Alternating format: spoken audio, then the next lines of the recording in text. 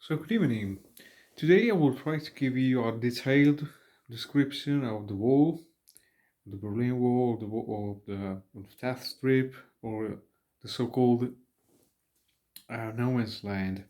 Also giving you also describing you some parts of it, some features of it in original language, so in German, and explain you the difference between a type of wall and another, because this topic, I've studied this topic extensively, and I've done so many in-depth analyses.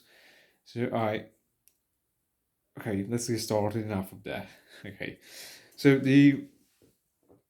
when the wall was constructed, so when the wall came up, the original material, the first version of the wall was made of both concrete and bricks and cement. And there was also a kind of barbed wire on it, and it was shorter. In the first year, so between 61 and 62, there was no death strip. There was no man's land. There were still buildings in the death strip that were later demolished to leave space to the no man's land.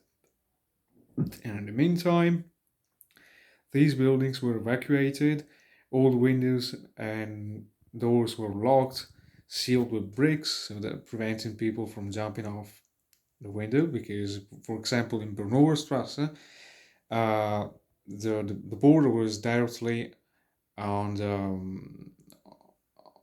facade of the houses. So the sidewalk was on the west, the building was on the east. So jumping out the window, you were safe. Um, Okay, so in 1962, the no man's land was created. The depth, excuse me, the width of it depended and varied greatly depending on the place. So in the countryside, on the outer ring of West Berlin, it was like 50 meters wide, 60 meters wide, etc. It was exceptionally wide in Potsdamer Platz, close to Platz, closer to the Brandenburg Gate, because in that very area, before the war, so during Hitler's time, Weimar Republic's time, and Prussian times, there was plenty, I can guarantee you, there were plenty of buildings there that were destroyed because of the Allied bombings. And Potsdamer Platz was a really vibrant place full of buildings, classical buildings, etc. And it pretty much became an open field, and the very same old roads with the original cobblestones dating back pre-war times, remained until the early 90s. So when Berlin became the biggest construction site in Europe. Um, so there, the depth strip was 200 meters wide, and that was the only exception. It could be as little as 20 meters wide. So the width depended mostly on the place and on security reasons, etc. So towards the end of 60s, a new version of the wall was made, and of course, so there were builders, Rens Postens, there were of course checked by other borrowers. So they would put a gate, a metallic gate between the border, so in the Oberbaugebiete, so in the over construction zone. So with builders building, and of course the metal, the metal gate, and the soldiers pointing guns at the construction workers, of course. And this version of the wall was different.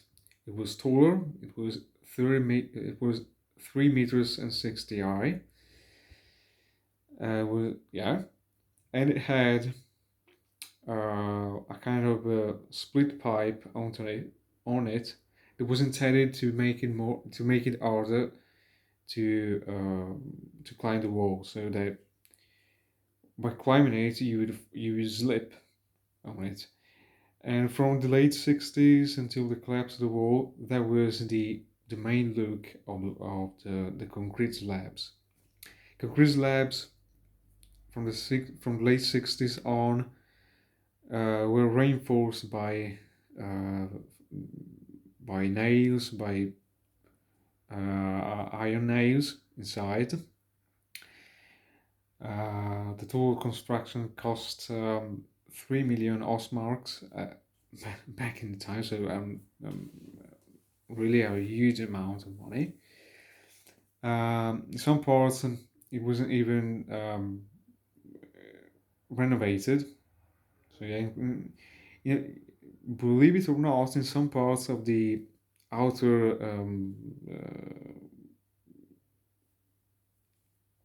yeah, in the outer places, there were even sections that were falling apart. So yeah, because it was long, it was 155 kilometers long. So yeah, you can imagine. So it was really long and it was doubled. So in total, you got more than 300 kilometers of concrete slabs. And then the third version that was created a decade after, so towards the end of the 70s, and that was the last section, the last version of the wall. They lost it until the collapse.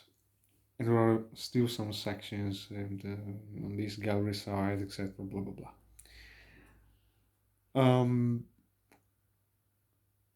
So there were also watchtowers, of course.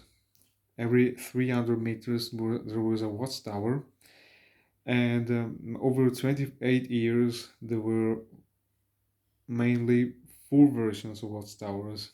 The first one was made of wood, so it was a wooden type of watchtower.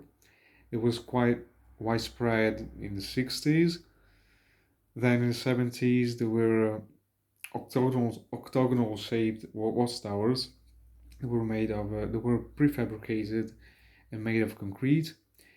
There were also square kind of watchtowers.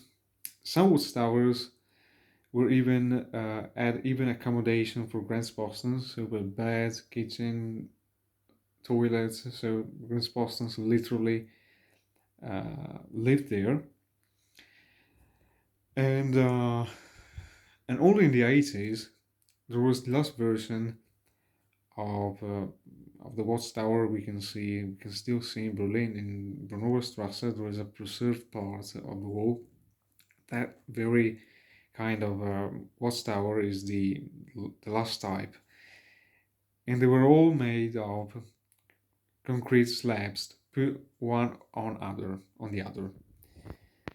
Uh, so the door was so the door faced the east side, so that people on the west couldn't see if Grensbostons were exiting for top secret reasons. Yeah. Now there were also so-called Panzersperren, or anti-tank obstacles. They were made of probably scrapped rails that were crossed like this, and they were 1 meter and 50 high. So yeah, they were intended to prevent the passage in case of war. They were intended to prevent the passage of military vehicles, including tanks.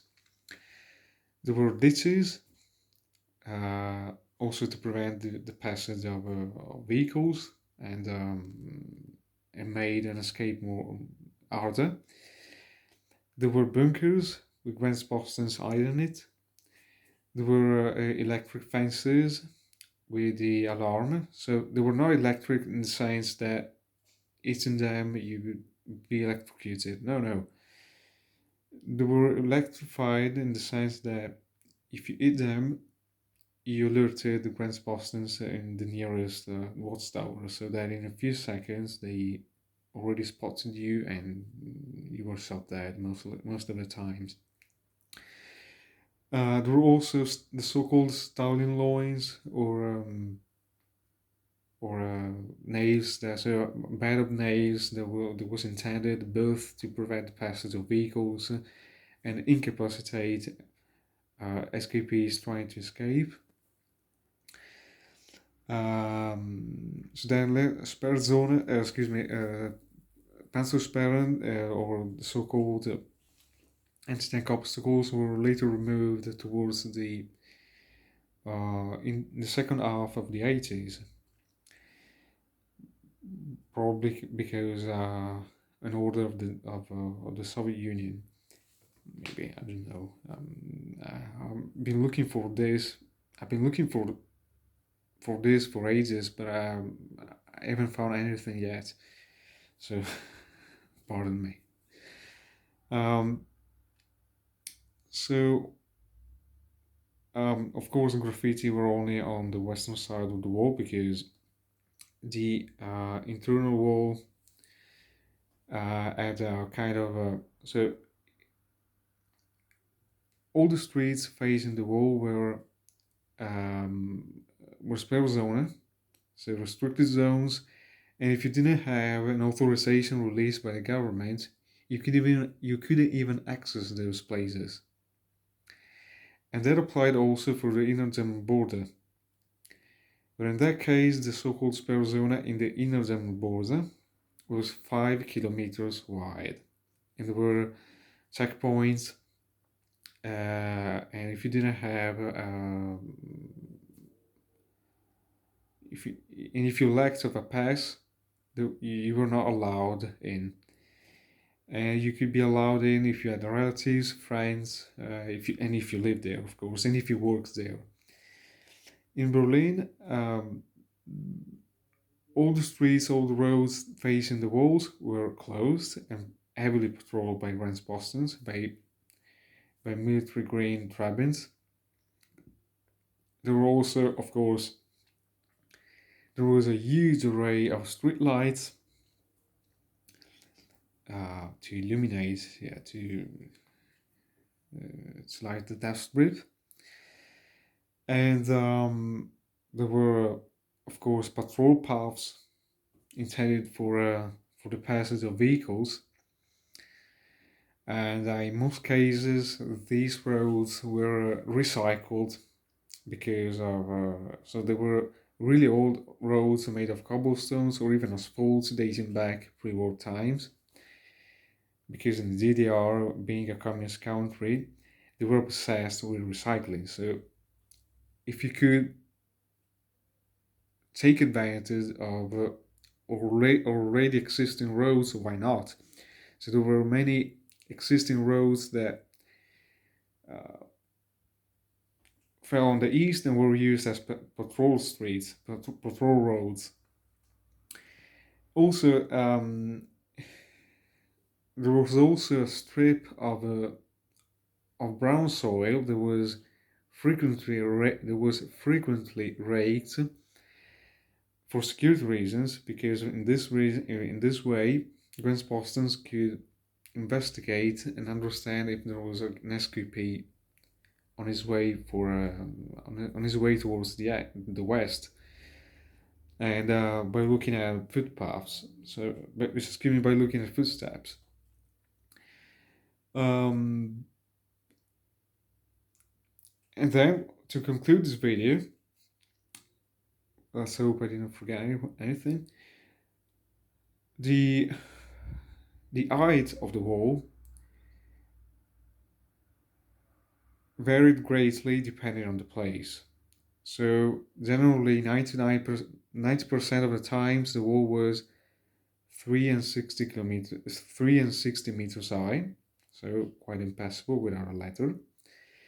In front of the Brandenburg Gate, it was only 2 meters and 50, but in compensation, the wall there was reinforced. It was an anti-tank wall, because the Brandenburg Gate had and still has quite wide corridors that were quite wide to allow the passage of tanks and military vehicles in case of a war, in case of a a nuclear war broke out. And so the wall there was only 2 meters and 50 high, but in compensation, it was 2 meters or maybe 1 meter and a half wide, and it was reinforced uh, by iron and other metals. So yeah, to prevent the passage and the breakage of the frontier. And along the S-Bahn in Borommerstrasse, Bosebrücke Place area, the wall was 5 meters 60 high. Why so high? That was the place where it was highest, because S-Bahn trains pass really close by. So the authorities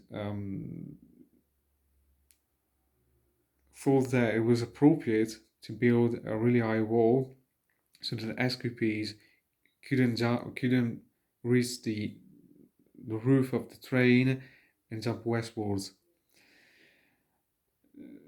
That frontier was impassable. Even using the highest ladder, it was really impassable. Yeah, I almost forgot.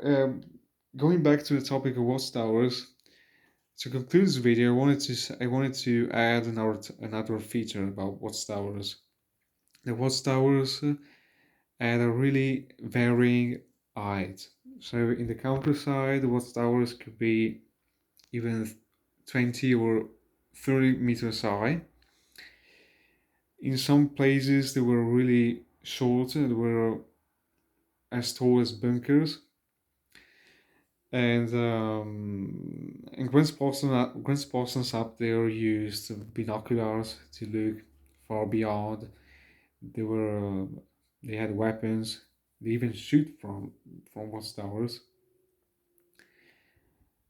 They even tried to shoot from watchtowers. There were also watchdogs. Yeah, that reminds me. There were also watchdogs that were unfortunately tied to ropes, and over time they got mad because they were not fed enough. They were only fed 2 times. They were only fed twice a day with poor quality food. So the breed was German Shepherd mostly, and unfortunately many of these dogs were later adopted as the wall came down. Excuse me. Um, Yeah, and the weapon used by Grensposten was the AK-47, so the so-called infamous Soviet-made weapon, automatic rifle, machine gun, so the Kalashnikov. But some of them even use guns, so especially border facilities. And border facilities, of course, there were many of them. Yeah, so you got 3 main checkpoints: the Alpha, Bravo, and Charlie. So the first two were only transit checkpoints from and to West Berlin.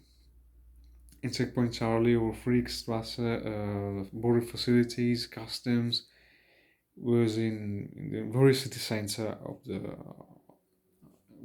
It was located in the very city center, and it was an online checkpoint. Okay, so depending on the destination, checkpoints, border passages, border facilities were dedicated to pedestrians only, to both pedestrians and motorists.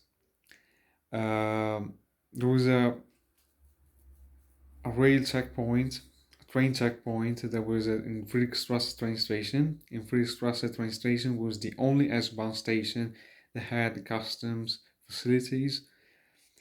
The so-called train Palast, so the Tears Palace. It was a customs building actually. And some other checkpoints were transit only. Checkpoint Charlie was dedicated for foreigners only. So yeah.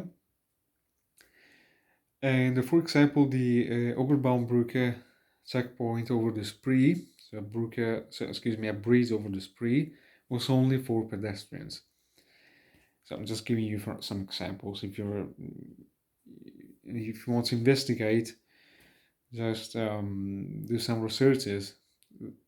So yeah.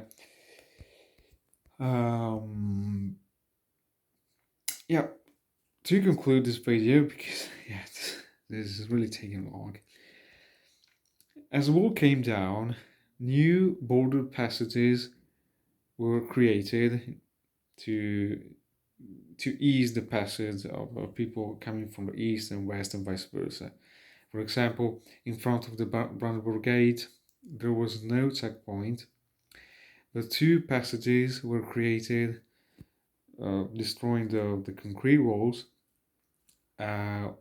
One going eastwards, the other returning, the other going westwards. And so yeah, and many others existed until July 1990. So when border facilities and customs were closed down, and a few months later, Germany was reunified.